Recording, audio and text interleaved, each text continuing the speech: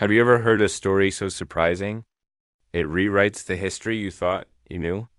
We all remember Neil Armstrong's famous walk in 1969. But here's something most Americans never learned.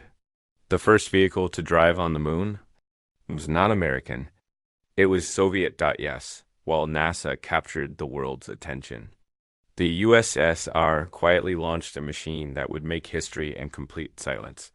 Today, we uncover the hidden Soviet mission that beat NASA to lunar driving, and the story is far more dramatic than you might imagine. Space race wasn't just about who could land a man on the moon. Behind the scenes, the two superpowers were fighting for something else, control of space robotics, while NASA was preparing astronauts for moonwalks. Soviet engineers were secretly designing something different. A fully remote-controlled robot that could explore the moon without risking human life, but the USSR didn't want the world to know. Not yet. In the early 1960s, Soviet scientists faced a huge problem. Their rocket program was too unstable to send humans safely to the moon. So they found another path to victory. Create the world's first robotic lunar rover. They named it Lunokhod, Russian for moonwalker. It looked like a small bathtub with wheels. Powered by solar panels and guided from Earth using a television camera. This machine wasn't just a rover.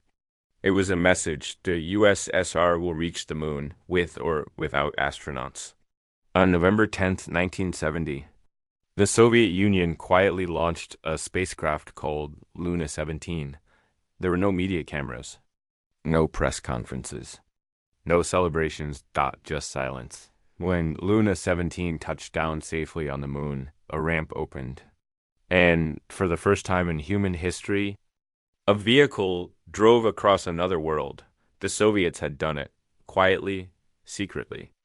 And ahead of NASA, Lunokhod one wasn't just a rover. It was a masterpiece of Cold War engineering. A team of Soviet drivers sat at control stations, steering the rover like a remote-controlled car.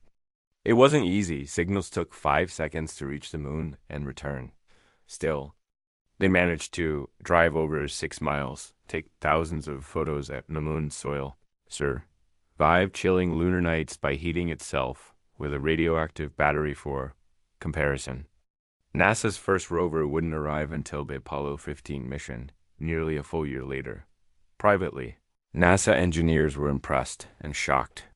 They had won the race to land humans, but the Soviets had quietly won the race to create the first moon vehicle. In fact, some NASA scientists later admitted they studied Lunokhod's wheels and design for inspiration in future missions. The two superpowers were learning from each other. Even if they never admitted it, the Soviets didn't stop there. In 1973, they launched Lunokhod 2, a faster, more advanced version. It traveled 26 miles, a record that stood for decades.